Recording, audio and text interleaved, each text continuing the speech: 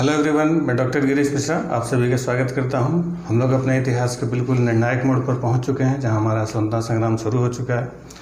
स्वतंत्रता संग्राम के साथ साथ आप क्योंकि बहुत लंबे समय से इतिहास के क्लासेस चल रहे हैं, लगभग सारे टॉपिक कवर हो गए हम लोग के, अभी बस फ्रीडम स्ट्रगल हम लोग का चल रहा है। तो कहीं आप बोर ना हो जाएं, तो इसलिए बाकी और भी कुछ सेक्शंस के कुछ क्लास वीडियोस आपको मिले होंगे, जैसे ज्योग्राफी के कुछ वीडियोस, इकोनॉमिक्स के वीडियोस भी आपको अपलोड करते रहेंगे बीच बीच में, ताकि थोड़ा सा टेस्ट चेंज हो जाए। क्योंकि टेस्ट चेंज करना जरूरी है। एक रुकता से आगे लंबे समय से एक ही सब्जेक्ट पढ़ते पढ़ते थोड़े से बोर हो जाते हैं, और मौसम भी कुछ ऐसा है, बारिश, उमस, गर्मी सब बढ़ती चली जा रही है। कोविड का संकट बढ़ता चला जा रहा है, कम होने का नाम नहीं ले रहा है। नेपाल सीमा पर तनाव है, पाकिस्तान में तो तनाव पैदाइशी है, चीन भी दबाव बना रहा है, चीन से भी संकट चल रहा है। तो इस संकट के दौर में जब देश जूझ रहा है इन संकटों से, तो हम लोग भी अपने जो संकट है, हमारा भी एक संकट है कि पढ़ाई लिखाई ठीक ढंग से नहीं हो पा रही है, तो उसी को दूर करने का प्रयास हम लोग कर रहे हैं। लगातार आपसे जुड़े हुए हैं। इस लॉकडाउन के माहौल में भी एक पढ़ाई का माहौल लगभग बना के रखा।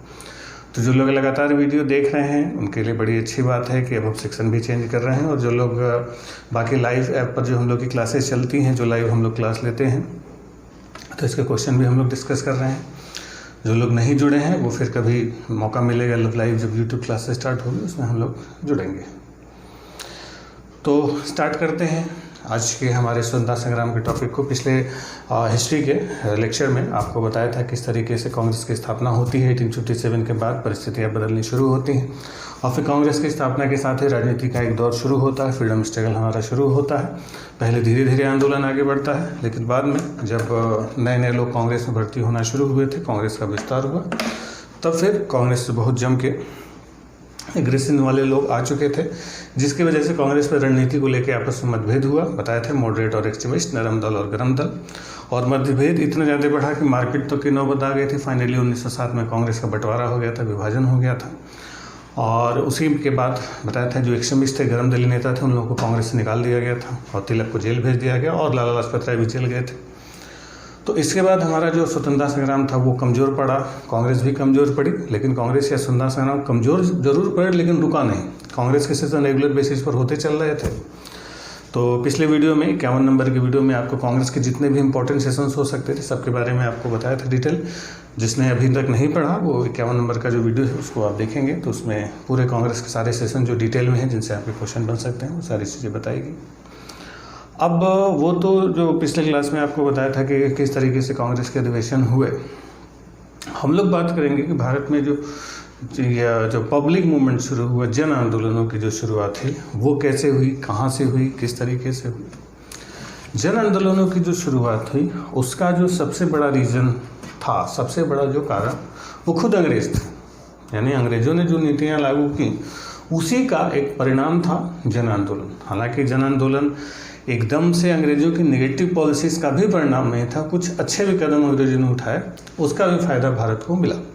आपको बताया कि 1857 के बाद ब्रिटिश सरकार की पॉलिसी में बहुत सारे चेंजेस आए, बहुत सारे बदलाव आए, जिसकी वजह से बताया था कंपनी शासन खत्म करके ब्रिटिश सरकार का आधिपत्य हुआ। तो जब ब्रिटिश सरकार का आधिपत्य हुआ तो भारत के एक बड़े हिस्से पर, पूरे देश पर ही कह लीजिए कि अंग्रेज़ों का अधिकार था। तो अंग्रेज़ों के अधिकार और सरकार के, स्पेशली जब ब्रिटिश गवर्नमेंट का रूल हुआ भारत पे, तो एक तरीके से पूरे भारत में जो एडमिनिस्ट्रेशन था, चाहे प्रशासन था, चाहे राजनीति थी, सब में एक यूनिफॉर्मिटी आ गई थी, एक रूपता थी, एक यूनिफॉर्म सिस्टम बन चुका था। मतलब एक जैसा। पहले क्या होता था कि छोटे छोटे राजा होते थे, छोटी छोटी रियासतें होती थी, किसी के यहाँ कुछ चल रहा है, किसी के यहाँ कुछ चल रहा है, किसी की सेना का ड्रेस कोड कुछ है, किसी की सेना का ड्रेस कोड कुछ है, किसी का दरबारी कुछ कह रहा है, किसी की पॉलिसी कुछ है, कोई हिंदू है, कोई मुसलमान है। लेकिन जब ब्रिटिश गवर्नमेंट का रूल आया तो इन्होंने सब कुछ एक बराबर कर दिया। जिलों में बांटा गया, जिलों का जो प्रशासन डिस्ट्रिक्ट मजिस्ट्रेट करते थे, न्याय का जो प्रशासन था, सिविल एडमिनिस्ट्रेशन था, सब कुछ बिल्कुल पूरे देश भर में एक जैसा हो गया। तो इस एक जैसी व्यवस्था ने कोई जो चेंजेस होते हैं, जो बदलाव होते हैं, अलग अलग जगह क्षेत्र का जो बदलाव होता है, उसको समाप्त कर दिया। तो इसकी वजह से धीरे धीरे करके हमारे देश में एक राजनीतिक और प्रशासनिक एकरूपता की वजह से लोगों के अंदर एक एकता की भावना पैदा हो रही थी। यानी लोग अब धीरे धीरे एक जैसा महसूस कर रहे थे। सब जगह एक ही तो हालत थी, जैसे पहले क्या होता था, कोई राजा बहुत उदार होता था अपने किसानों के प्रति, अपनी जनता के प्रति, और कोई राजा बहुत कठोर होता था अपने किसानों के प्रति, अपनी जनता के प्रति। लेकिन जब ब्रिटिश शासन आए तो सब जगह एक, बिल्कुल कठोर, कोई रियायत नहीं, कोई मुरव्वत नहीं, सबको बिल्कुल एक जैसा लिया, एक भाव से सबका खून पिया इन अंग्रेजों ने। तो इससे क्या हुआ कि लोगों को लगा कि हम सबकी समस्याएं एक ही हैं और हमारा दुश्मन भी एक।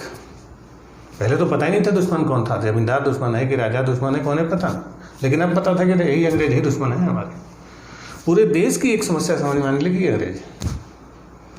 तो इस प्रशासनिक और राजनीतिक एकरूपता ने लोगों को एक जैसी भावना, एक जैसी सोच लाने पर मजबूर कर दिया।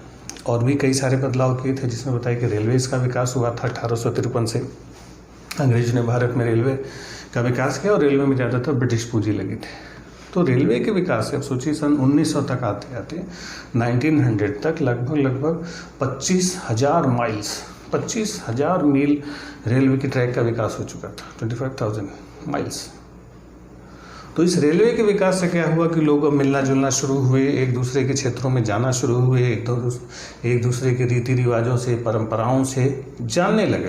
पहले क्या था कि सब कटा हुआ था एक दूसरे से, अब क्या था, रेलवे की वजह से सब मिलने लगा था। कहा जाता है कि भारत में जो एकरूपता स्थापित करने का प्रयास अकबर ने किया, तो अकबर भी उतना प्रयास किया, भारत में एकरूपता नहीं ला पाए जितना अकेले इस रेलवेज ने कर दिया। क्योंकि रेलवे ने लोगों को मूव किया एक जगह से दूसरी जगह, लोगों को एक दूसरे से मिलने जुलने में सुविधा प्रदान। तो हमारे राष्ट्रवाद के उदय में एक बड़ी भूमिका रेलवे की भी मानी जाती है। ठीक, इसके अलावा आधुनिक, हालांकि रेलवे का विकास ज़्यादातर ब्रिटिश पूंजी से ही हुआ और इस रेलवे का विकास अंग्रेजों ने अपने हित में किया था कि वो कच्चे माल को बंदरगाहों तक पहुंचाना चाहते थे, बंदरगाहों से तैयार माल को बाजारों तक जोड़ना चाहते थे। सवारी गाड़ियों का इस्तेमाल कमाई के लिए किया गया, लेकिन उससे लोगों को बहुत ज़्यादा फायदा हुआ कि लोगों के अंदर एक रूपता आई, लोग पूरे भारत भ्रमण करने लगे, लोग एक दूसरे को जानने लगे, समझने लगे, बातचीत करने लगे।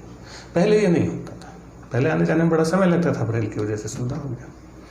आपको बता दें, हमारे फ्रीडम स्ट्रगल में आगे जब अभी हम लोग बातचीत करेंगे, महात्मा गांधी का जीवन जब आप देखेंगे तो महात्मा गांधी का हमें लगता है कि एक बहुत बड़ा समय रेलवे पर ही, ट्रेन में ही गुजरा है।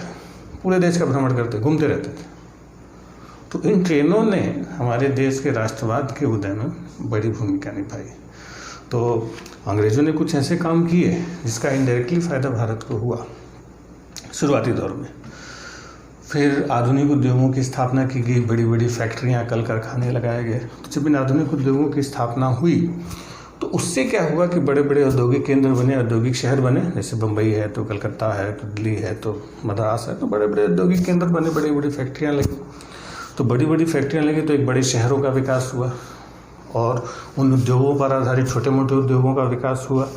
और जो लोग थे वहाँ पर, भारतीय लोगों ने भी कुछ इंडस्ट्री लगाई, भारतीय उद्योगपतियों का विकास हुआ। और साथ ही साथ एक मजदूरों का एक क्लास उभरता है, लेबर क्लास। तो मजदूर भी जो फैक्ट्री में काम करने जाते थे, तो कोई हिंदू होता था, कोई मुसलमान होता था, कोई जो है कि किसी जाति का होता था, कोई निचली जाति का होता था, कोई ऊंची जाति का होता था। लेकिन जब फैक्ट्री में गए तो वहाँ सब जाति धर्म भूल के बस काम में लगे और इनको समझ में आया कि यहाँ पर भी अंग्रेज हमारा शोषण कर रहे हैं। तो इन मजदूरों के अंदर भी एक, जो औद्योगिक इकाई के अंदर ये काम करते थे, तो इनके अंदर भी एक चेतना आई, एक वर्ग चेतना आई। तो उनको भी लग रहा था कि नहीं, हमें भी एक हो जाना चाहिए। इनके हित अब एक जैसे हो रहे थे, जब एक जैसे हित हो रहे थे तो इनको भी लगता था कि अंग्रेज हमारा शोषण कर रहे हैं। ठीक, इसके अलावा जो आधुनिक शिक्षा उस समय भारत में अंग्रेजों ने डेवलप की, तो अंग्रेजों ने स्कूल बनवाए, जो कॉलेज बनवाए, तो स्कूल कॉलेजेस में इन्होंने अपना इंग्लिश एजुकेशन को लॉन्च किया। अब इंग्लिश एजुकेशन क्यों लॉन्च हुआ, वो आगे जब एक टॉपिक आएगा अलग से शिक्षा पर, उस पर बातचीत करेंगे। तो एक अंग्रेजी शिक्षा जो भारत में लागू की गई, तो उसमें भी एक एकरूपता आई कि पूरे देश में इन्होंने अंग्रेजी शिक्षा एक लेवल पर लागू कर दी। और वो जो शिक्षा का, एजुकेशन का जो पैटर्न इन्होंने लागू किया, ये यूरोपीय मॉडल पर था। यानी यूरोप के जो लोग थे, जो पढ़ते थे, जो यूरोप की स्वतंत्रता थी, जो यूरोप की आइडियोलॉजी थी, लोगों की भावनाएं थी, वही अब भारत में पढ़ाई जाने लगी। यही गलती कर गई सरकार, क्योंकि जब वही स्वतंत्रता और समानता और भारतत्व की भावना यूरोप के लोग पढ़ रहे हैं, वही चीज़ भारत के लोग पढ़ेंगे, तो भारत के लोग भी तो वैसा सोचेंगे कि हमें भी स्वतंत्र होना चाहिए, हमें भी बराबर होना चाहिए, हम क्यों अंग्रेजों के गुलाम हैं, वहाँ पर आज़ादी है तो यहाँ क्यों नहीं है। तो इस शिक्षा के विकास ने भारत में एक पढ़ा लिखा एक वर्ग तैयार किया, एक एजुकेटेड क्लास तैयार किया। इस पढ़े लिखे वर्ग ने भी अंग्रेजों के खिलाफ अब असंतोष पैदा करना शुरू कर दिया था, क्योंकि लोग पढ़ते थे किताबें, फिर बातचीत करते थे, डिस्कशन करते थे, डिबेट करते थे। तो लोगों का जो गुस्सा था सरकार के प्रति वो निकलता था कि नहीं, वहाँ तो बड़ी स्वतंत्रता है, किताबों में स्वतंत्रता है, हमारे देश में हमें स्वतंत्रता मिली ही नहीं। ठीक। फिर उधर कुछ अंग्रेज़ों ने एक और बड़ा काम किया था कि जो प्राचीन भारतीय इतिहास का उसमें बहुत सारा रिसर्च हुआ, जैसे सर विलियम जोन्स था या कनिंघम था। तो इन सारे लोगों ने जो प्राचीन भारत की चीज़ों को खोजा, जो पुराने अभिलेख खोजे, अजंता एलोरा की गुफाएं खोजी गई। तो ये जब प्राचीन कालीन जब अभिलेख खोदे, अशोक के अभिलेख खोदे, चंद्रगुप्त के अभिलेख खोजे गए, समुद्रगुप्त की प्रयाग प्रशस्ति पढ़ी गई, तो ये भी पुराने अभिलेख, पुरानी जो भारत की रीति रिवाज की जो चीज़ें थीं, जो बड़े बड़े राजाओं के वीर गाथाएँ जब पढ़ी गई, पहले तो हमें पता था कि भाई अंग्रेज ही हमारे सब कुछ हैं, अंग्रेजों से पहले मुगल थे।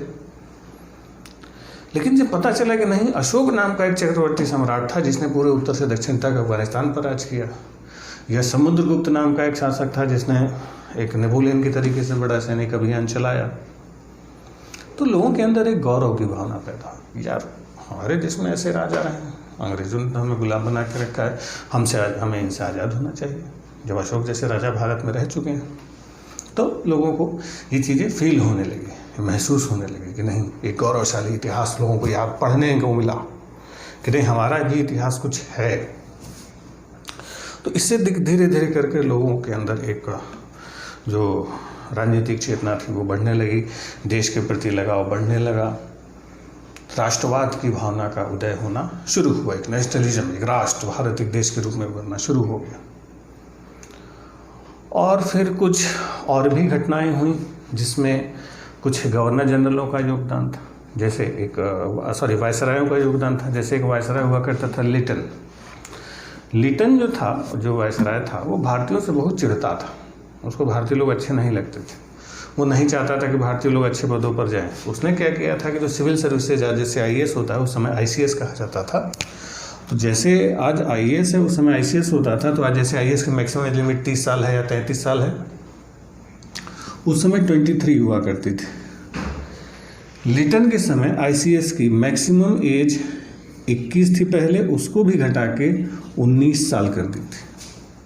ये 19 ईयर्स, ये 19 साल इसलिए किया गया था कि कोई भी इंडियन, कोई भी भारतीय इस बड़े पद तक न पहुंच सके। यानी भारतीयों को बड़े पद पर पहुंचने के लिए सोचिए 19 साल मैक्सिमम एज लिमिट हुआ करती थी, मिनिमम की नहीं, मैक्सिमम 19। अब 19 साल की उम्र का आदमी ग्रेजुएट होगा और लंदन में एग्ज़ाम देकर जाके कहाँ से पास करेगा? तो दबाने की कोशिश की। उसने आर्म्स एक्ट पास किया। आर्म्स एक्ट का मतलब है हथियार रखने के लिए, कि भारतीय लोग बिना लाइसेंस के हथियार नहीं रखेंगे। तो भारतीय लोगों को हथियार रखने के, जो लोग भाला वगैरह तलवार रखते थे, वो हथियार रखने के अधिकार छीन लिए उसने एक वर्नाकुलर प्रेस एक्ट लागू किया 1878 में, 1878 में वर्नाकुलर प्रेस एक्ट जो आया। इस वर्नाकुलर प्रेस एक्ट में था कि जो देशी भाषा के वर्नाकुलर मतलब देशी लैंग्वेज, तो जो देशी भाषा के जो समाचार पत्र होंगे, जो भारतीय समाचार पत्र होंगे, जो भारत की भाषा में छपते हैं, तो ये लोग क्या करेंगे कि समाचार पत्र अपने छापने से पहले, यानी जब प्रिंट होगा तो पहले एक कॉपी मजिस्ट्रेट के पास भेजेंगे, मजिस्ट्रेट अप्रूव करेगा कि हाँ, इसमें सरकार के खिलाफ कुछ नहीं लिखा गया है, तब उसको छपने की परमिशन दी जाएगी। यानी कि ये केवल भारतीय भाषाओं के अखबारों के लिए था, इंग्लिश भाषा के लिए नहीं था। यानी एक तरीके का एक सेंसरशिप था। इसी को गैगिंग एक्ट कहा हमारे राष्ट्रवादी नेताओं ने, कि ये हमारे जो देशी जो समाचार पत्र छपते हैं भारतीय भाषा में, उनका गला घोटने के लिए गैगिंग एक्ट कहा गया उसको, वर्नाकुलर प्रेस एक्ट को। तो लिटन ने इतना भारतीयों को, भारत से जुड़ी संस्थाओं को दबाने का प्रयास किया। तो जब दबाने का प्रयास किया तो लोगों का गुस्सा और बढ़ा कि नहीं, ये तो गलत हो रहा है। उसी में एक 1883 में और केस हुआ। एक केस हुआ था इल्बर्ट बिल विवाद। जो इल्बर्ट बिल था,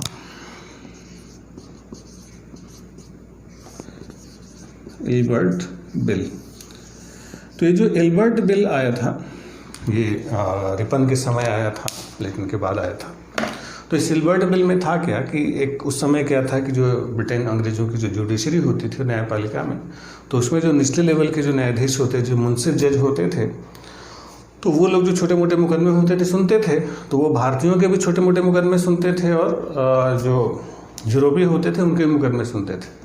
लेकिन जब मामला ऊपरी अदालत में जाता था, डिस्ट्रिक्ट सेशन कोर्ट में, जिला और सत्र न्यायाधीश के पास, तो ऊपरी कोर्ट में यानी ऊपरी न्यायालय जो होता था, जिला और सत्र न्यायाधीश, उसमें क्या होता था कि उसमें बाइफर्केशन होता था कि जो भारतीय हैं उनके मुकदमे तो यूरोपीय जज भी सुन सकते थे और भारतीय जज भी सुन सकते थे, लेकिन जो अंग्रेज़ों का अगर कोई मुकदमा है या किसी मामले में किसी केस में अंग्रेज या यूरोपीय कोई पार्टी है, तो उस मामले की सुनवाई केवल यूरोपीय जज कर सकता है, भारतीय न्यायाधीश उस मामले की सुनवाई नहीं कर सकता अगर उसका कोई एक पक्ष अंग्रेज है या यूरोपीय है। यानी यूरोपीय के मामलों की, यानी यूरोपीय अगर कोई केस है तो उस पर भारतीय जज सुनवाई नहीं कर सकता। ऊपरी अदालत था, निचली अदालत में नहीं था।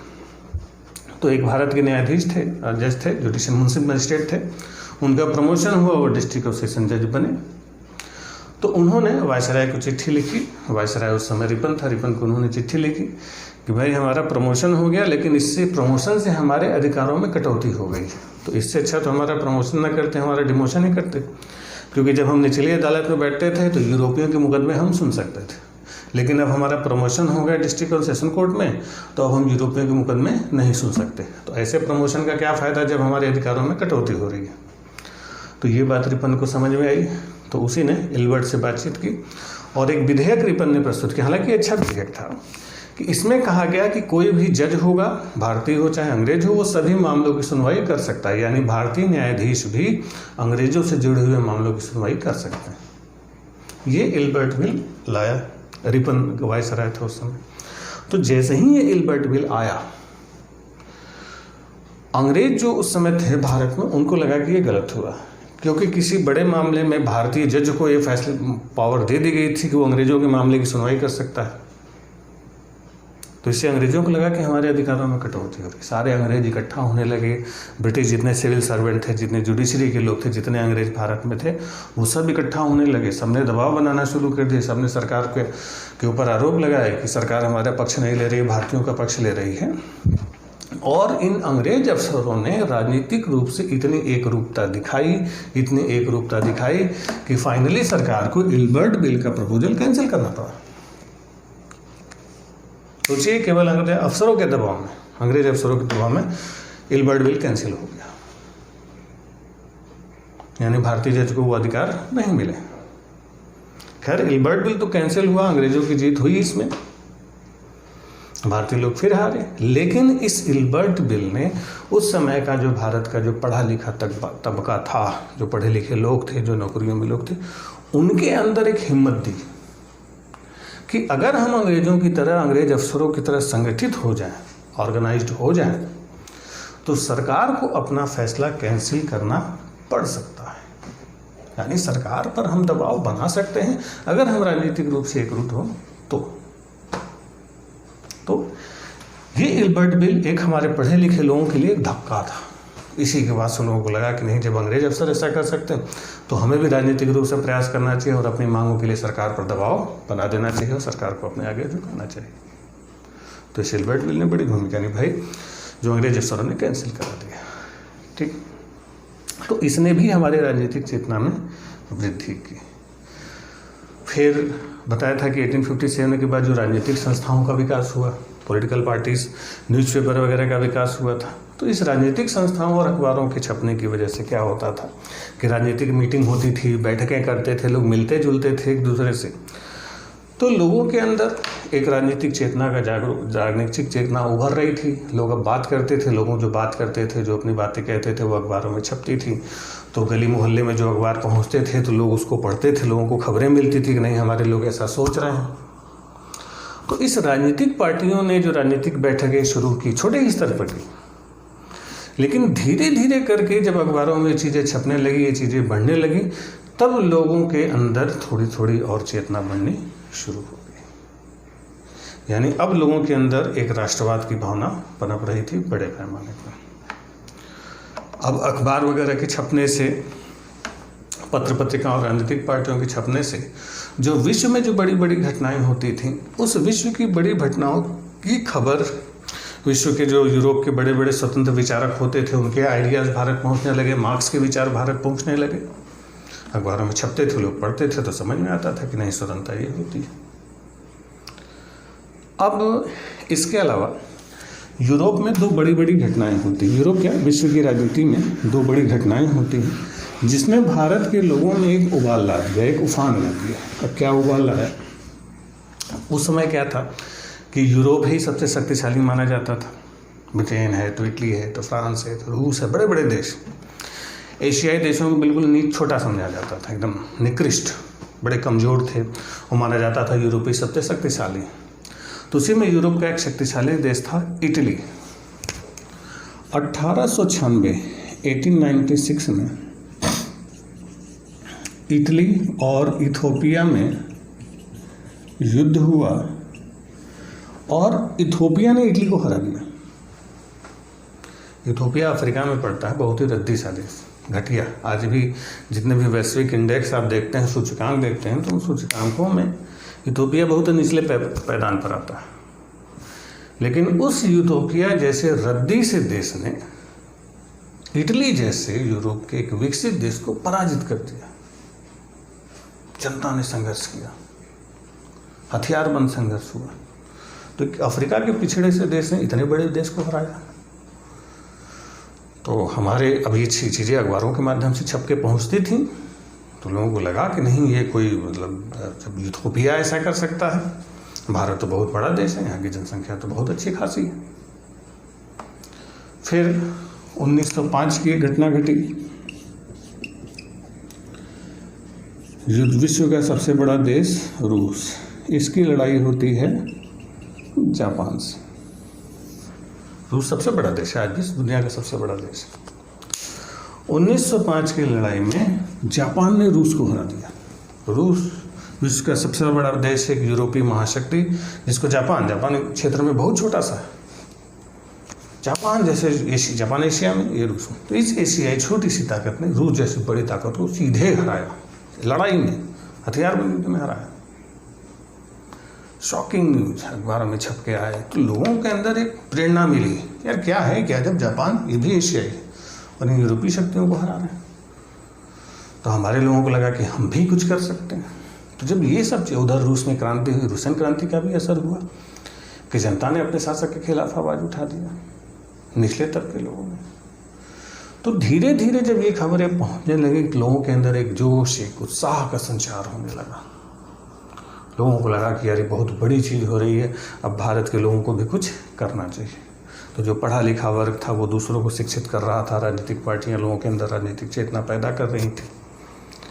जो बड़े बड़े पढ़े लिखे विद्वान लोग थे, जो यूरोप से पढ़ के आए थे, जैसे दादा भाई नौरोजी, उन्होंने ड्रेन ऑफ वेल्थ लिखा, कैसे प्रवाह का सिद्धांत दिया कि कैसे अंग्रेज हमारे भारत का संसाधन लेके जा रहे हैं। आर.सी. दत्ता ने पर कैपिटा इनकम निकाल के रख दी भारत के लोगों की कि प्रति व्यक्ति आय इतना कम है भारत का, सूख रहा है भारत, अंग्रेज सब भारत को सुखा दे रहे हैं, सारे संसाधन अपने यहाँ लेके जा रहे हैं। ये सब आर्थिक विश्लेषण होने लगे।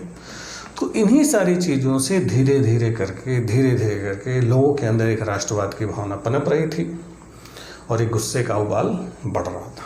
और ये जो राष्ट्रवाद की भावना पनपनी शुरू हुई, पनप तो रही थी, लेकिन इसका जो असर सबसे ज़्यादा हुआ, यानी सबसे जो मेजर इसका इम्पैक्ट पड़ा था, सबसे ज़्यादा प्रभावशाली जो था, वो था बंगाल में। क्योंकि जो बंगाल था, आपको बताया था कि बंगाल सबसे धनी प्रांत था, सबसे रिच स्टेट। तो बंगाल देश का सबसे धनी प्रांत। कलकत्ता 1774 से अंग्रेज़ों की जो ब्रिटिश एम्पायर भारत में था उसकी राजधानी बन चुकी थी, और बंगाल में सबसे ज़्यादा शिक्षा, दीक्षा, school, college, scientific institution, press, राजनीतिक पार्टियां, सबसे ज़्यादा इन चीज़ों का विकास बंगाल में ही हुआ, क्योंकि बंगाल ही केंद्र था, बंगाल में विकास का काम सबसे ज़्यादा किया। तो पढ़े लिखे जो बंगाली बाबू लोग थे, उनके अंदर ही सबसे ज़्यादा एग्रेशन था, गुस्सा था, और वही लोग राष्ट्रवाद की भावना से सबसे ज़्यादा प्रेरित हो रहे थे। यानी बंगाल में अब प्रेशर बनने लगा था। फिर से वही आपको बताया कि 1857 के पहले की घटना, कि 1857 के पहले भी भारत में प्रेशर बन रहा था अंग्रेज़ों के खिलाफ, ईस्ट इंडिया कंपनी के खिलाफ। लेकिन उस प्रेशर की जानकारी ईस्ट इंडिया कंपनी को नहीं चल पा रही थी। क्यों नहीं चल पा रही थी? क्योंकि बताया था ना राजनीतिक पार्टियां थीं, ना अखबार उसमें छपा करते थे, ना पत्र पत्रिकाएं, जो ये सामाजिक कार्यकर्ता उतने नहीं थे। लेकिन अब बंगाल के अंदर राष्ट्रवाद की भावना उबाल मार रही है, जोर मार रही है, और लोगों के अंदर ब्रिटिश सरकार के खिलाफ गुस्से की भावना पनप रही है। इस बात की जानकारी अब ब्रिटिश सरकार को होगी। क्यों होगी? अभी बताया कि ढेर सारी राजनीतिक पार्टियां थी, अखबार भी चला करते थे। तो लोगों के अंदर गुस्सा है, सबसे ज़्यादा गुस्सा बंगाल के लोगों में है। इस बात की सूचना सरकार को थी। जब सूचना थी तो इससे पहले क्योंकि 1857 जैसी कोई क्रांति हो, कोई विस्फोट हो, सरकार ने कदम उठाया। और उस समय वायसराय हुआ करता था कर्जन।